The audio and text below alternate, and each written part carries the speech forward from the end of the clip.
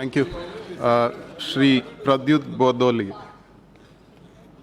Sir, as I rise to speak here opposing this bill, the singular and most alarming aspect of this bill is to undermine and erode the collective bargaining power of the working population articulated through our trade unions. Sir, in the case of determining the floor wage, whether in the case of determining the minimum wages, or even in the case of determining the rate of bonuses, the role of the trade union is avoided, undermined, and the articulation and wisdom of our trade unionists are carefully avoided. Sir, when you talk about floor wages will be decided taking into consideration of the geographical differences.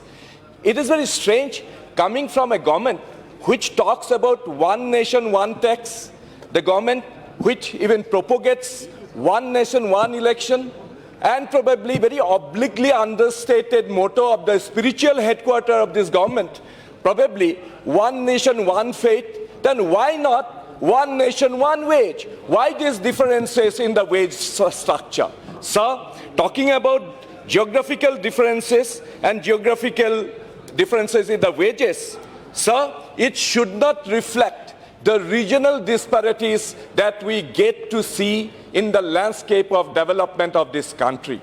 And when you talk about regional disparity, sir, you will be astounded to know that Assam produces 55% of India's total tea.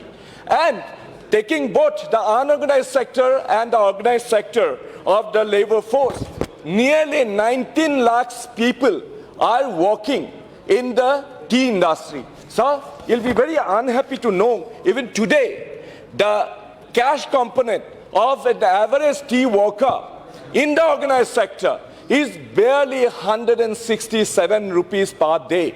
And what is very important to note that this 167 rupees daily rated workers' wages, the owners, the organized sector, they very carefully camouflage and they load up certain elements that actually should be avoided.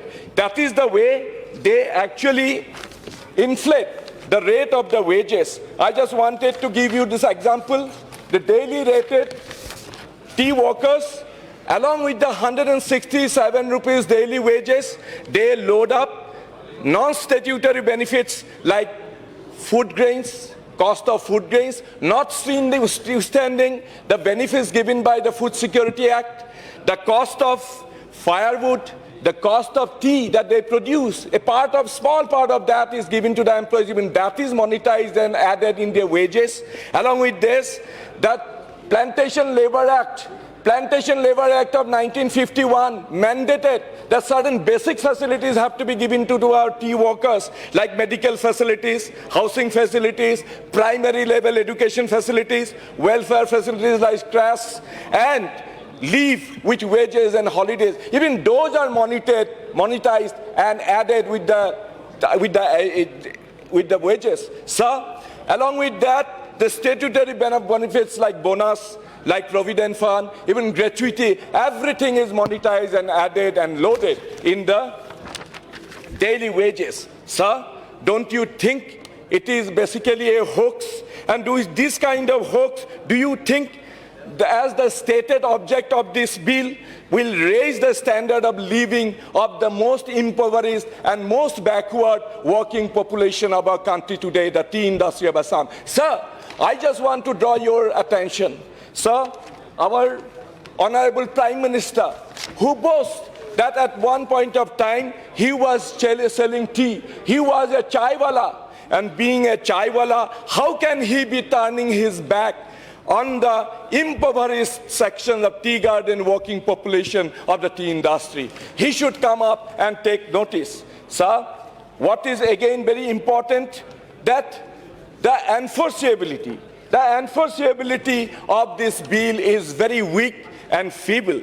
Just want to give you one example. The big employers, the corporates, whose probably annual turnover is more than 1,000 crore. Even those people, if they fail in providing the floor wages, they are given what penalty? They have to pay a fine of maximum up to 50,000 rupees. Sir, don't you think it's such a feeble, it's such a weak penalty clause that has been given, and even multiple counts also, those people who fail to comply, they are given maximum period of imprisonment is 3 months and maximum amount of fine is 1 lakh. Sir, I think this enforceability is a very, very weak spot in this bill. So I would request you to look into this matter. And this is the organized sector, but what about the unorganized sector? Yeah, please the conclude. unorganized sector, the working population of the unorganized sector are suffering. And that is why if this bill, as it is submitted here, as it is introduced here, is passed, I am sure the working population of our country will have a very big raw deal. Sir, not only the tea industry, the public sector enterprises, the paper mills of Hindustan Paper Corporation, they have been shut down. Please conclude. They have been shut down. Now 2015, the Hindustan Paper Mill at Panchgram, which was profitable otherwise.